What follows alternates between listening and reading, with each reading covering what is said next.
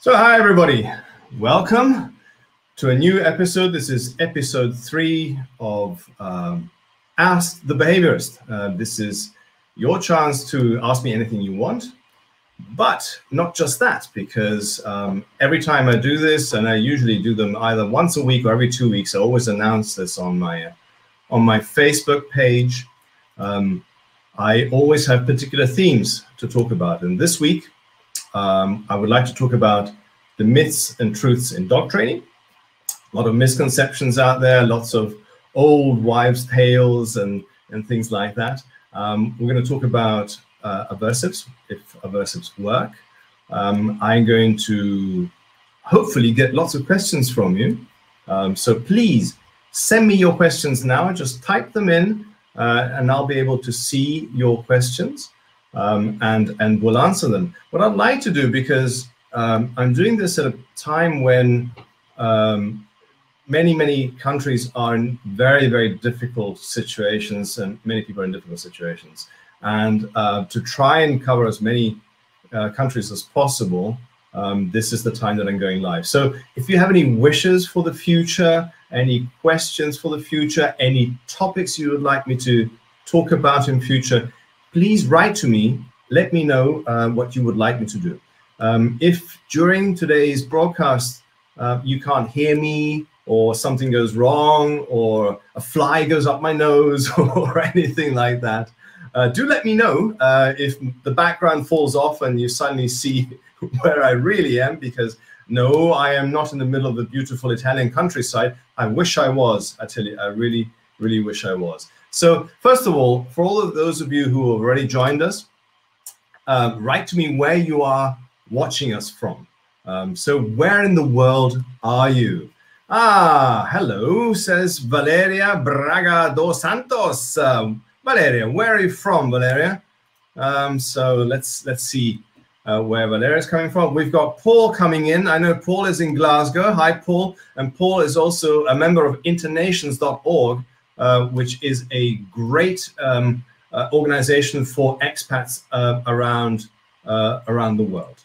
And we've got Evelina from Frankfurt, or rather south of Frankfurt. Lots of people coming in.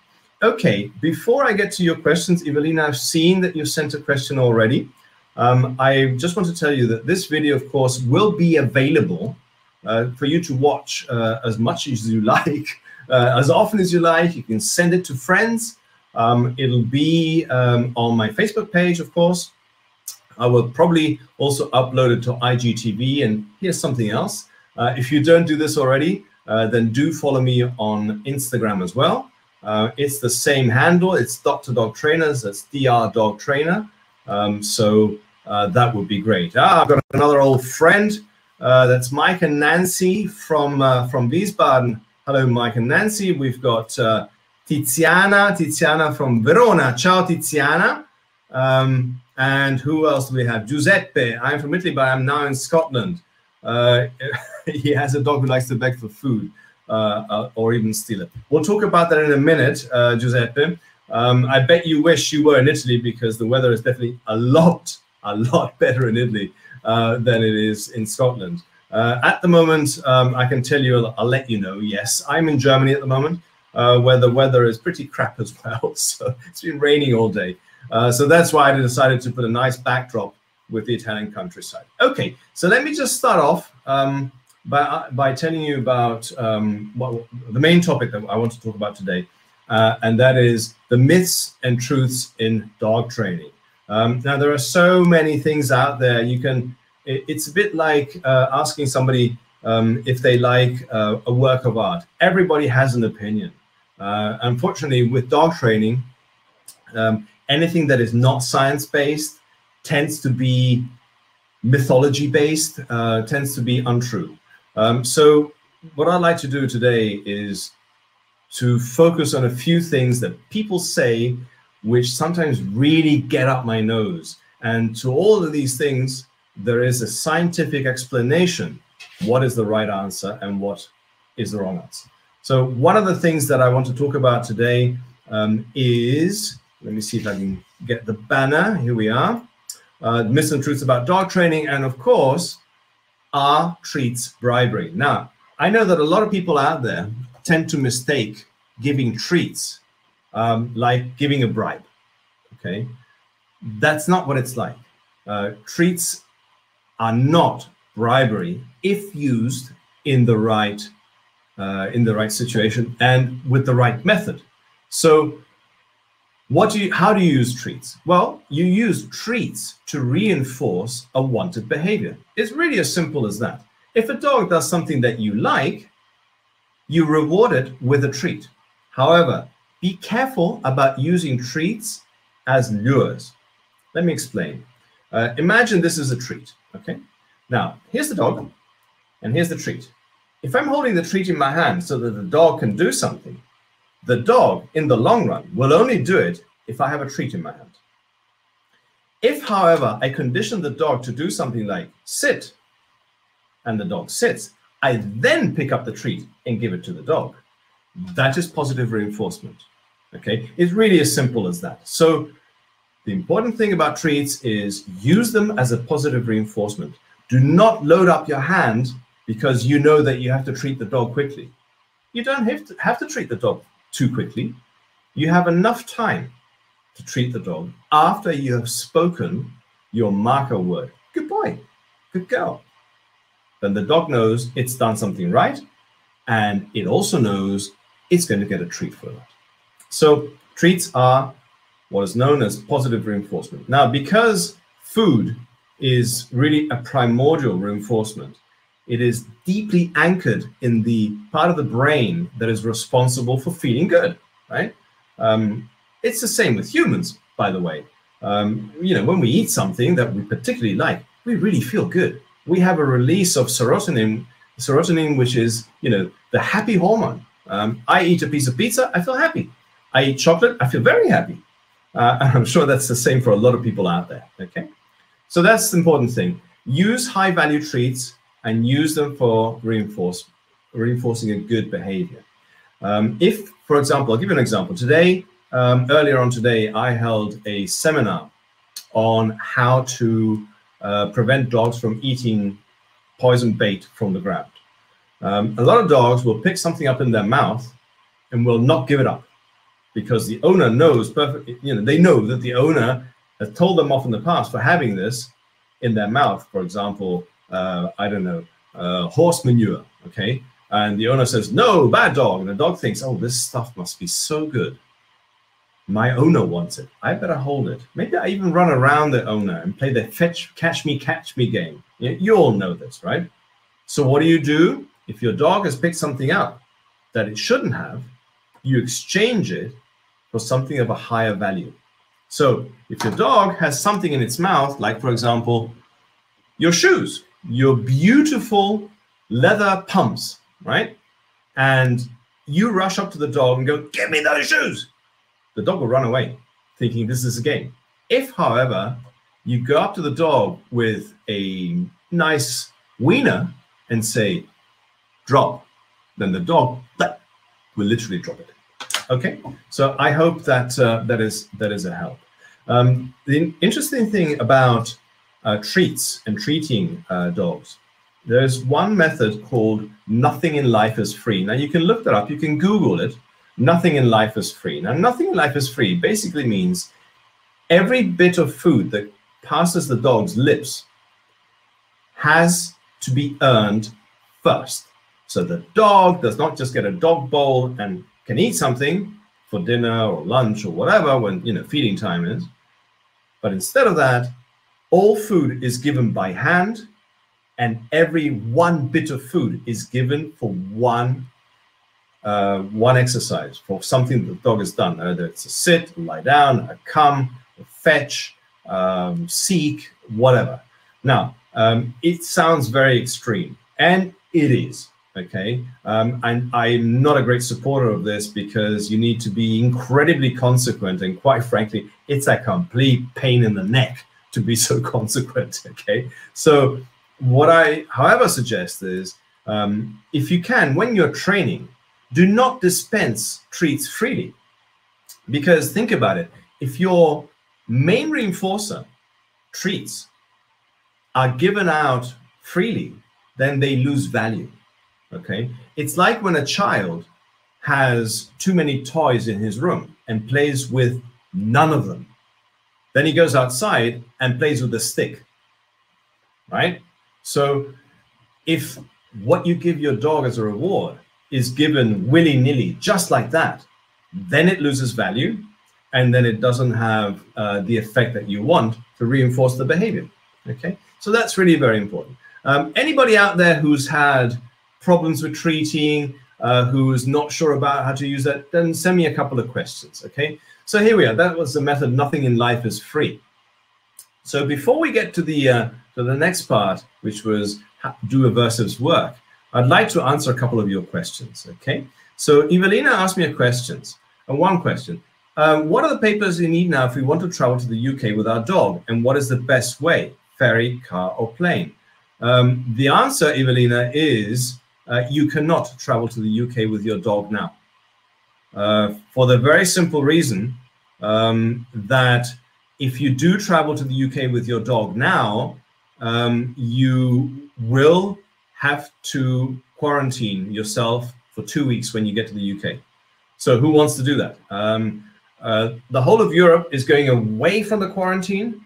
All borders are reopening. The UK has, like many things, taken a totally different approach, has never put in the quarantine over the last few months on people. Now they're putting in the quarantine.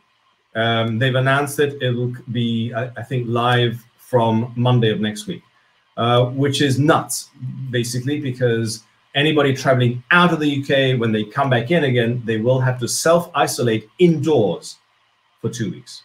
Okay, so my suggestion is do not travel to the UK as long as they have this problem. As far as the papers are concerned, what you need is something like this. Let me show you. A pet passport. Okay, here's my dog's pet passport.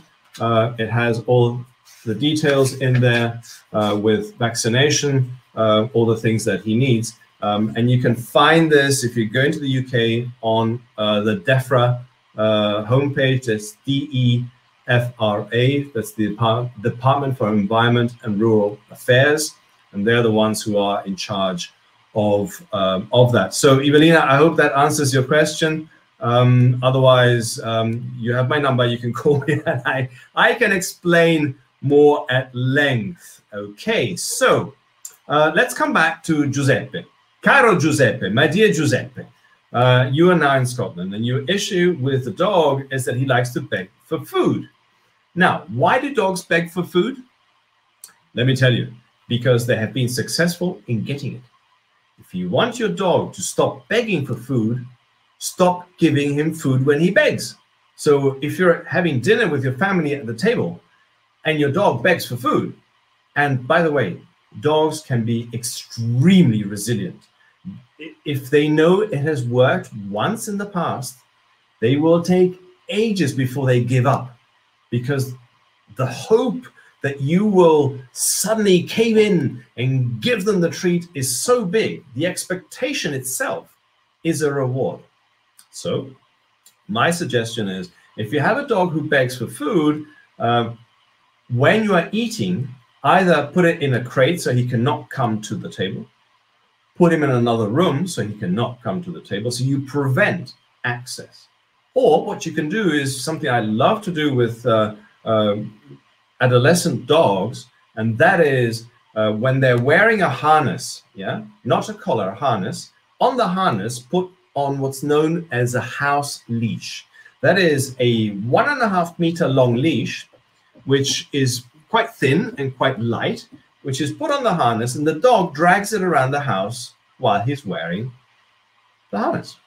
Only put this on him when he's not alone. You must be with him, okay? At the end of the house leash, you have a loop, a little knot and a loop, okay? Now, when you eat, in the corner where his sleeping place is, his cushion or his basket, whatever, in that corner, put a nice hook in the wall, yeah? With a nice stop, put a hook in the wall. As soon as the dog comes to the table to beg, you very nonchalantly stand up, Giuseppe, you pick up the leash, you bring the dog to his sleeping area, you hook him into the wall and forget about it, right? Maybe he'll go nuts, he'll start to jump, but he can't come to the table because he's leashed and he's hooked into the wall. At some point, he'll give up and he'll lie down. And when he does, you can go, good boy, and toss him a couple of treats. So, or even stand up, go there and toss him and give him some treats. This way, your dog will learn every time you eat, if he goes to his place, he will get treats. And if he doesn't go to his place, he'll just be put on there and leashed there. Okay. So Giuseppe, I hope that that helps. So Paul has just written to me. Alex Ivanov from USA wanted to ask, do I say yes to my 10-year-old kids as far as getting a dog? Well, it is a question you have to ask yourself, because one thing is for sure, my dear Alex, you cannot expect a child at the age of 10 to take responsibility for a dog. That is not going to happen, okay? That means essentially that you will have to take care of the dog. So ask yourself, do I have time? What kind of a dog do I want? In the last episode, I spoke about how to choose the right dog from a shelter, okay? And basically what you need to do is first you have to ask yourself a few questions about your lifestyle. Am I an active person? How much time do I have for the dog? Is it enough time for the dog? Or is the dog soon just going to be a pain in the neck because I can't take care of it? Do I have to get a dog walker to take my dog out because I work for 8 hours a day and the children are out at school for 8 hours a day? Is that really what you want? So a part-time dog? I don't think so. So ask yourself if your lifestyle is going to help you achieve the wonderful gift of owning a dog or sharing your life with a dog. And remember, a dog, of course, I mean, you know that, I'm sure, a dog is not just for Christmas or just when it's a puppy, it's for the whole of the dog's life. Okay, so remember that. Paul asked me, what is the best size of a treat? Well, great question, Paul. Fantastic question. Treats have to be small, really small, particularly tasty and soft. So if you give a dog, the treat has to be small, tasty, and soft. So he chews on it quickly and it goes.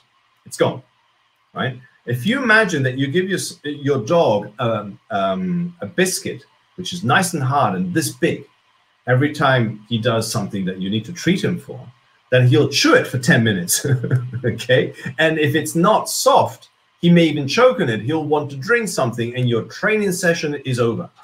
So small and nice and soft. Okay.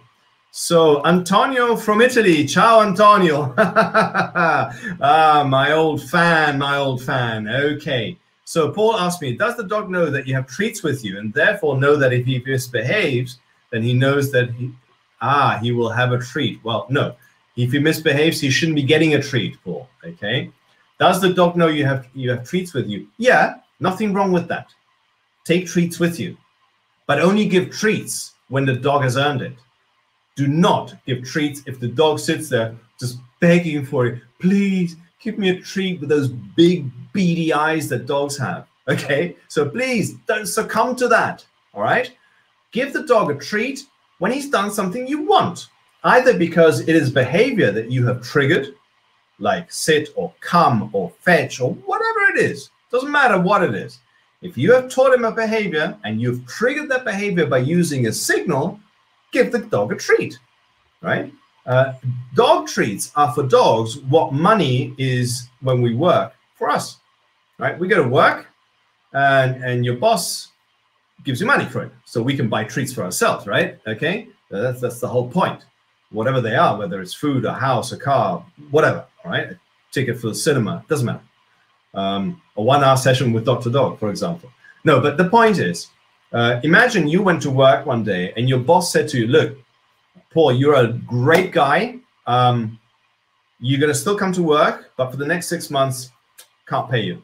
But you're still coming, aren't you? just because I'm nice. I'm a nice boss.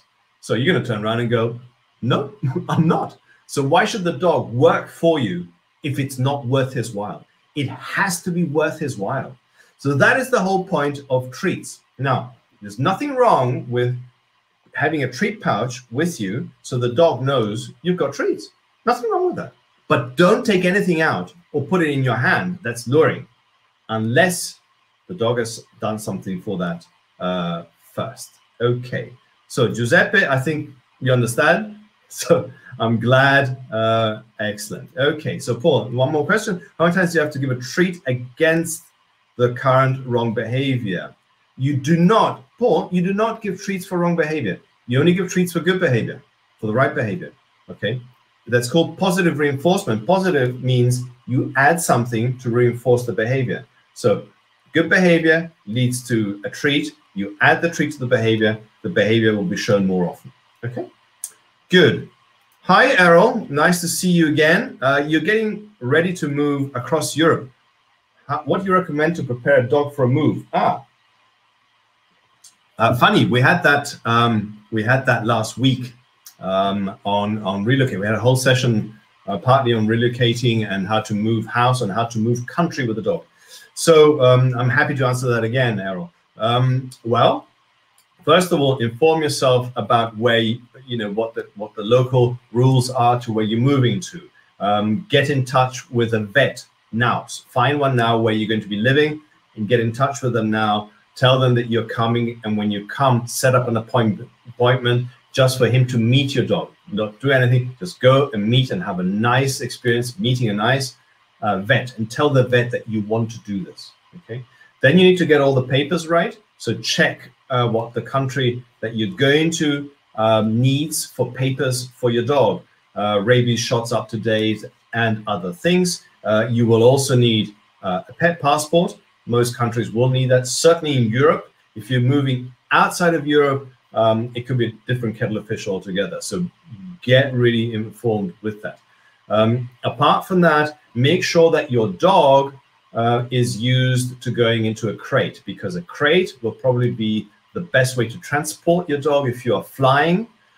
Make sure that you connect with the airline, ask the airline what they need, check all that first. I mean, I see it all the time on Facebook groups that people are moving, relocating across countries, and the day before they move, they suddenly realize, oh my God, the crate I have is too small for the airline that I've booked. Well, please find out beforehand, because the day before, there's hardly really anything you can do. So a lot of people then fly, their dog gets left behind with some friends, has to then fly alone. Nightmare, especially now with all, the pandemic going on around the world. So that's what I would prepare, how I would prepare. Getting used to a crate, and you may even think about giving him calming, natural-based treats, or a calming medicine, a naturally based calming medicine like CBD oil. Find out about that before you move. Do it months in advance to see how it works on the dog. But apart from that, the airlines that I usually do not want dogs to be sedated, okay, when they go into the hold. Definitely check on your airline for that. And ask your vet what you need. Good. Okay, we have Gada. How to stop dogs from excessive barking? Every time my Yorkie cross goes into the back garden, she barks non-stop. Okay, Gada, by the way, let me know where you're from, which part of the world you are watching from, and where you are right now. Okay, well, Gada, how to stop dogs from excessive barking? Let me tell you one of the absolute basics in learning theory. And by the way, little caveat here, this is scientifically based. This is the truth. You can look all this up. You can find out, there are studies on this. This is learning theory. This is not hocus pocus. This is not like some TV dog trainers that make things up and have no real background. This is real, what I'm going to tell you, okay? the basis of dog training is any behavior that is reinforced will be shown more often. Okay, so the dog comes and sits in front of you, you say, good dog, he gets a treat, then he does it all the time. On the other hand, any behavior that is not reinforced will be shown less often because it's not worth the dog's while. Unless it's what's known as a self-rewarding behavior. That means it is a behavior that the dog shows to please itself. So your Yorkie, why does your Yorkie bark in the back garden? Your Yorkie barks at people, dogs, cars, whoever passes by. It's what's known as the postman syndrome, right? The postman comes, rings the doorbell. In your case, Gada, your dog sees somebody coming and goes, my God, there's somebody coming. Go away, go away, go away, go away, go away, go away, go away, go away. Check. Next one comes. Go away, go away, go away. Barking, barking, barking, barking. The person goes away.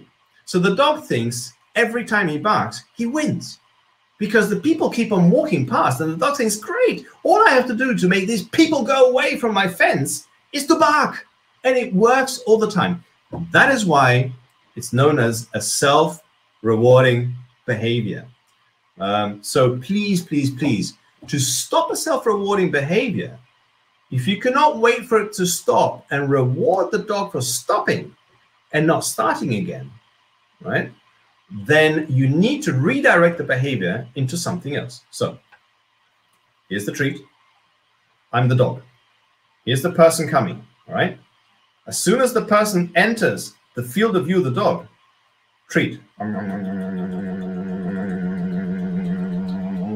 Person leaves the field of view, treat goes away. All right, do it again. Person comes in. You give the treat, you give the treat, you give the treat, you give the treat, you take away the treat, person goes away. What that does is teaches your dog every time a person comes into my field of view or I can hear the person, I can't bark because I'm too busy eating.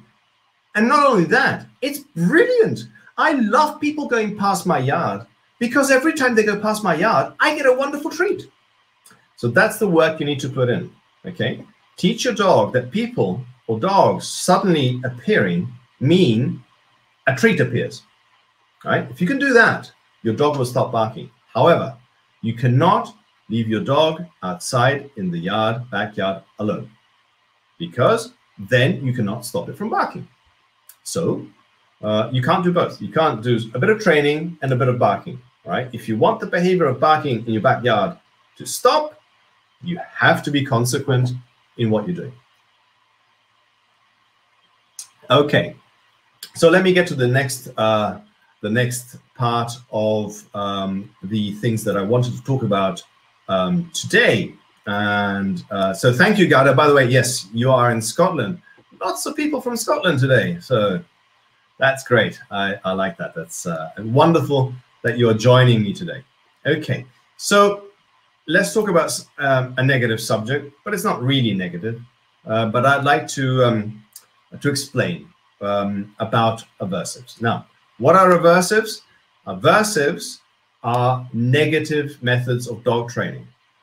They can variate from intensely negative, like beating a dog, using a prong collar, using an electric shock collar, using a stick, a whip, or they can be less physically aversive, like screaming at the dog, or saying bad dog, or pushing the dog away physically, or even making a strange noise like ksh, yeah. I know some of you will think of a famous TV dog trainer who does that. Ksh, okay, this is an aversive method. At best, it only startles the dog. At worst, it scares the shit out of it. Right? I have seen dogs who are so incredibly sensitive that you do this to them, and they'll jump up in the air, and when they land, they're wetting themselves. Right? So that's with aversives. So the question is, do aversives work? The answer is yes, they do work. That doesn't mean you need to use them, right? But let me tell you something. To be able to use an aversive method, It can be even squirting water at the dog. Okay, that's also aversive. Maybe doable in some situations. Yeah, you can probably use it. Shock collar, definitely aversive. You should never use it. Try it out yourself and you'll see why. Okay. If you use aversives in dog training, the likelihood that the dog will connect the training negatively with you is huge, right? It is absolutely huge. What it does is it destroys the bond that you have and destroys the innate trust that the dog has in you, okay? And on the day when you really need your dog to perform something, it may well be that if you've trained with aversives, the dog's not going to do it, all right? But let me tell you, if you're going to use aversives, they only work if you need to have impeccable timing, right? Impeccable timing.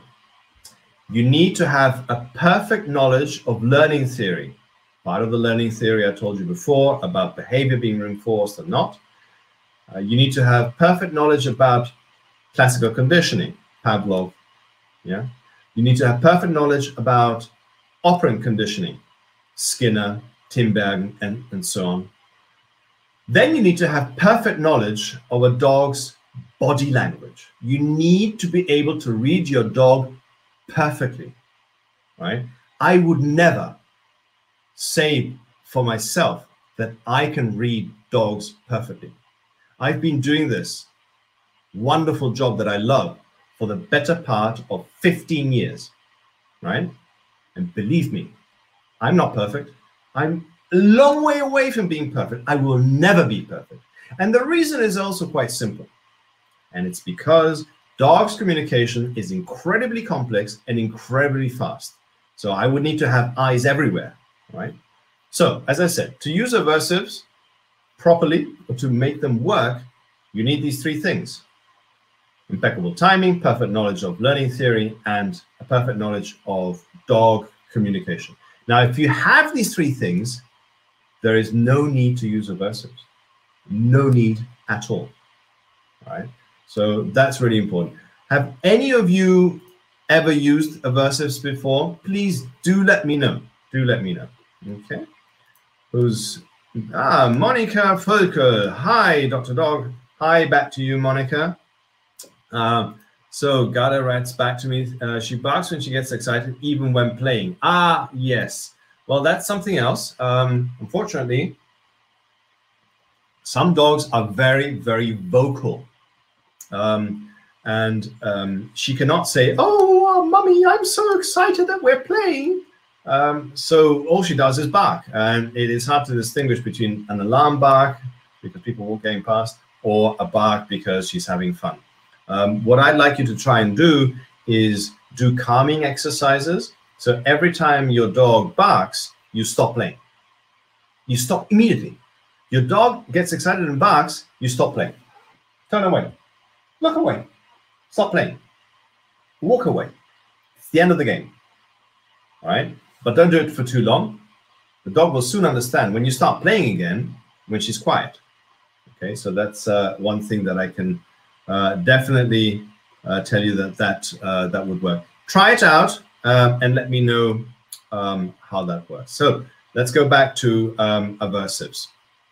So as I said, there is no need for aversives. Anybody out there who uses aversives is really living in the past or has given up on his own ability to learn. There is no need to use aversives, especially as you see a lot on YouTube, on videos, and a lot of times, unfortunately, also on TV, especially not with aggressive dogs. You meet aggression with aggression, look what's going on around the world, okay? You meet aggression with aggression, you will have more aggression. That's exactly what's going to happen. So training with a prong collar is wrong. It's inherently wrong. Just because you have a big uncontrollable dog doesn't mean you need to use a prong collar. There are other methods. For example, a head collar, what's known as a Holtie, okay? Good. All right. My old friend Hubert. Hello, Hubert. Servus. Hello from Austria. Thank you for joining us. That's great. Perhaps you can tell us a little bit about what's going on in Austria. Austria is one of the countries that has opened up the earliest from all other European countries, and so we all welcome that, of course. And I think that's just absolutely brilliant. So let me know how Austrians get along with their dogs and how that works. Okay, so let's go back to a couple of myths and truths on dog training. In the meantime, do send me your questions because I see them on the side of my screen and then I can answer them. And if you like, just take a minute. You can hit the share button. I don't know where it is, if it's there or if it's there. I don't know. It's below anyway. Hit the share button. You can share this video now, this live, with friends who maybe they've got dogs, they don't know about it, and maybe they can join us. Okay. You can also share it to groups that that you are a part of. That can be done all the time. Okay. So let me talk about a couple of myths and truths in dog training. Now, sometimes people say to me, do I need to be more alpha or pack leader for my dog to take me seriously? Now, the answer to that is no, you don't. And it's very simple. You're not a dog. So literally, believe me, even if you went on all fours and you wagged your non-existent tail, your dog will never take you seriously. Never. Try it. Try to get on all fours and do as the dog does. Does your dog take you seriously? I don't think so. Some people even growl at their dog, and the dog just looks at them and goes, "What's the matter with you? Have you eaten something? What's wrong with you?" You don't have to be a pack leader. There is no such thing as a pack leader in a household of humans with a dog. Where's the pack, please? Where is the pack? There is no pack. The only reason why the pack leader theory still hangs around, it's because it's a myth. And myths sometimes, like untruths, are hard to die, right? You can see this in the current world that we live in. How many untruths have been told about the coronavirus? How many? All the time, right? You've got even presidents of countries that are doing that, okay? So you know that untruths are hard to die. Now, let me tell you about the pack leader theory. In the, let's say before the Second World War, dogs were mainly used for the working dogs, okay? It's only after the Second World War that they really started to become pets and to start to come into our households. So when that happened, the first communication and understanding problems started to happen between dogs and humans, okay? So scientists back then thought, well, what do we do? And then they had the wonderful idea, if dogs derive from wolves, let's go and watch wolves. Okay, so if we watch wolves, then we can deduce how to behave with a dog, on how wolves behave with each other. So they went out into the wild and found no wolves. Why didn't they find any wolves? Because there weren't any. Wolves were exterminated pretty much all over the world and had become incredibly shy. So they started looking at wolves and watching wolves in captivity, in wolf parks or in zoos even. Now, the great mistake was that wolves in captivity do not act in the same way as wolves in the wild. In the 50s and 60s and 70s, when only wolves in captivity could really be watched by humans, that was the only thing that people thought of.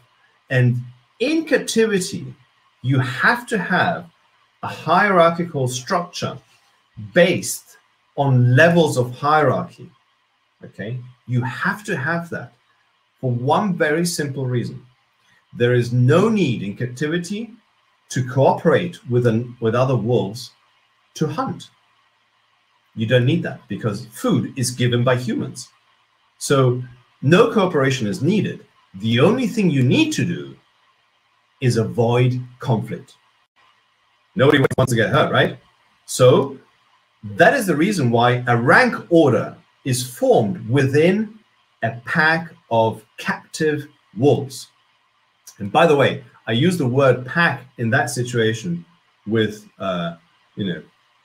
because a pack of wolves in the wild is a family. The wolves in the wild are all direct descendants of the alpha pair. That's the mother and the father wolf. That's it. They're all brothers and sisters.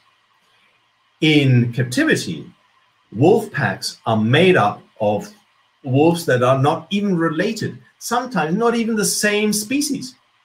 A black wolf with a timber wolf you'll find in a wolf pack. They're not related. In the wild, they would never be together. Or a gray wolf and, I don't know, something else. Okay? So, because only in the 80s, beginning of the 80s, the wild started to be repopulated with wolves. Only then was it possible to observe wolves in the wild and realize that in the wild, there is no rank order except in two situations. And that is in the situation of hunting and when the pack is threatened. Otherwise, yes, there are rituals of communication and grabbing the snout and all that jazz, yeah? There is that, but there is no real rank order in the wild, okay? Because everything that's dictated from above is done without question. In captivity, there has to be a rank order to avoid conflict. So having said that, this whole pack leader theory has simply been debunked for the very simple reason that it was bogus from the start. But unfortunately, there are still enough people out there who still say, you have to be the leader of the pack. What a load of bullshit. You don't have to be the leader of the pack. To be a good dog owner, you only have to do three things. Believe me. Think about this. Three things. You have to be patient and kind. Why? Because there's no reason not to be. It's as simple as that. Okay? You have to be consequent. And by the way, do not exchange consequent for hardness. Do not be hard. That's not consequence. That's just being stupid. Okay, so you have to be consequent. And then you have to be reliable. Your dog has to be able to count on you. That's what your dog needs. So these are the three things that you need. Does anybody have any questions out there on what I've been talking about? Let's see who else has joined us. Ah, Mr. Mauri. Yes, I am Dr. Dog. You are quite right. Mr. Mauri, thank you for joining us. Greetings. Ciao a Roma. Ciao a Roma. Greetings to Rome. Okay. Paolo has one more question. Paolo has sent in some great questions this evening. So, Paolo, thank you for that. And no, before you think of something, it is not gin tonic. This is water.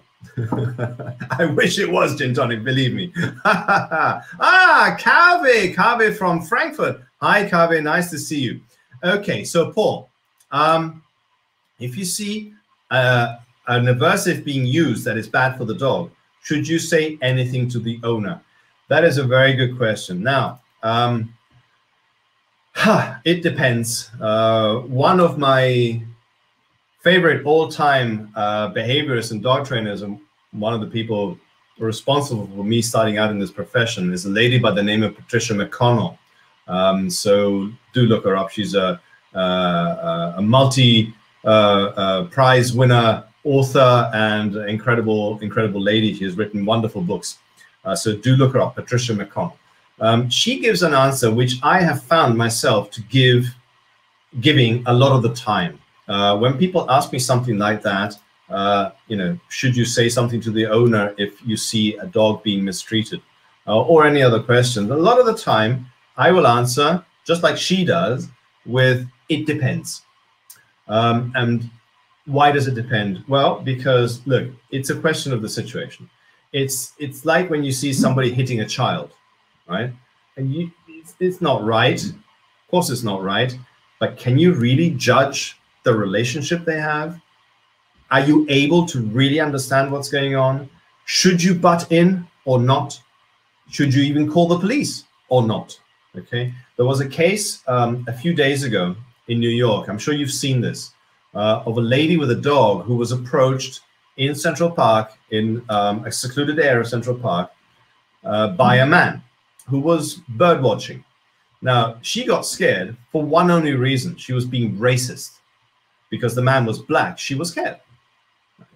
The man was just black. He was looking at the birds, and he said to her, "Madam, would you please put your dog on the leash, because in this area, your dog should not be free because of the birds."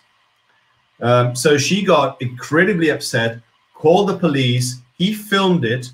The video went viral. She lost her job and the dog that she had. Okay. Now, what is the moral of the story? When should you say something? When should you not say something? It's a question that you have to answer. If you feel comfortable about saying something, then do. Okay. I am of the opinion that if you say nothing and just watch, you are an accomplice. And that goes for everything that's happening in the world today. Look at what's happening across the world with the demonstrations. If you say nothing, you're an accomplice. You really are. If you look away, you're an accomplice. However, if you're in a situation where you are the only guy or girl, and you're being surrounded by people who are doing something wrong to a dog or to whatever it is, then I would perhaps think twice about putting myself into a huge danger. So always value the situation, weigh up what's going on, and perhaps the best thing to do is use your mobile phone, call for help. Okay, maybe just film it. You know, it's very difficult to say. I myself have many times said something to people who were using aversives. Thank goodness it has never become negative towards me or towards the dog, which can also happen, that the dog gets treated even worse because of that. Because I was able to choose my words with a bit of caution and defuse the situation. So be careful what you say. If you start swearing at people, tell them to F this and F that and stop doing F this and so on, you will, because you're being aggressive, you will provoke an aggressive reaction. So it's really the wrong thing to do. Okay, so thanks, Paul. Thanks for that question. Good. Well, lots of questions today. I think it's been quite an interesting session. Now, I'm thinking of doing one again next Saturday, same time, 1900 hours European time, which means if you are on the, let me think, west coast of the United States, it's 10 a.m. If you're on the East Coast, it's 1 p.m. If you're in the UK, it's 6 p.m. Okay. If you're in Asia, well, it's pretty late in the evening, depending on where you are. Unfortunately, I can't get the whole world at the same time. That's just not possible. Please, all of those of you who've joined us today, thank you for being here. Thank you for your patience. I hope you enjoyed it. Please share this.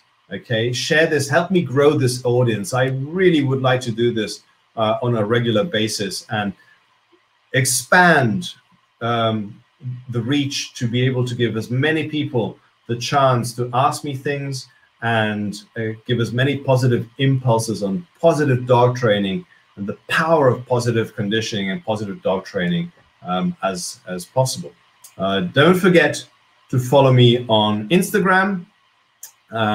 If you want to look at my homepage, it's www.dr-dog.eu. Actually, I could have put that on the screen, couldn't I?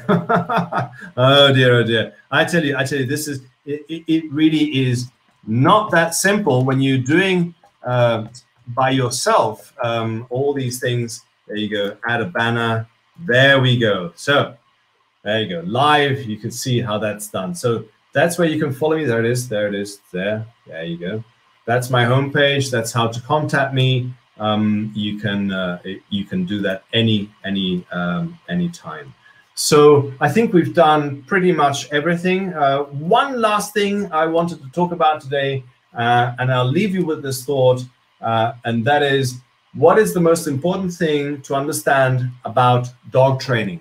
Now, you can't see this, but I've put behind the camera on the wall, I've put up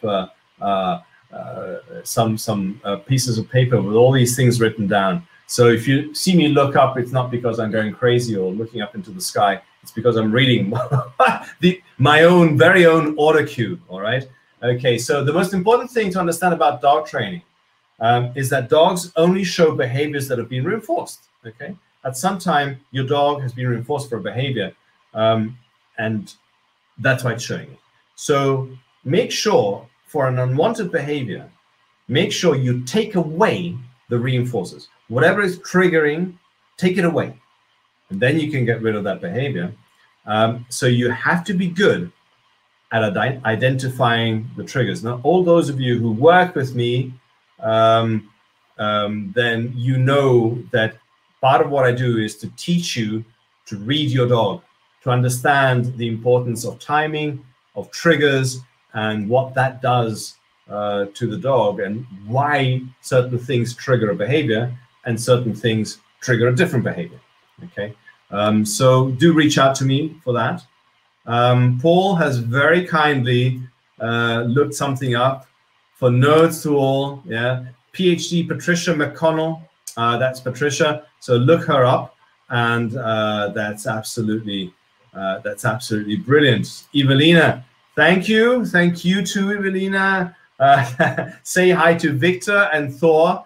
By the way, just to tell you all, one of the two is her dog and one of the two is her boyfriend. I'll leave you with the thought, which one is which? Is her dog called Thor, or is her dog called Victor, or her boyfriend? I won't tell you. I won't tell you. Maybe I'll tell you next Saturday when we do the next one. All right. Well, thank you, everybody. Thank you for joining me. I know that my dog Mork wants to say hi just before I go. Morky, come here. Come here.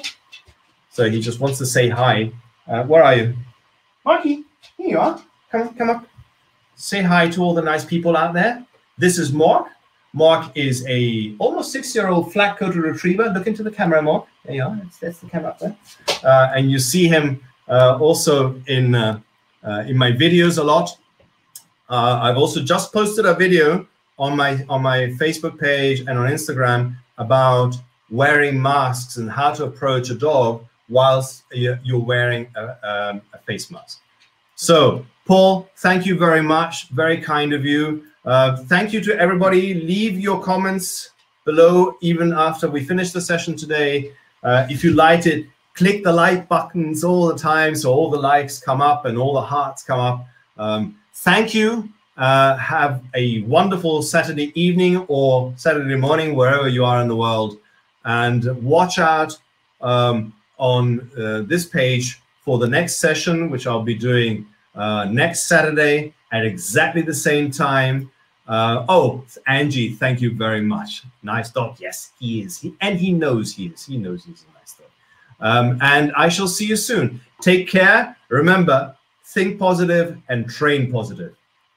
All the best. Bye now.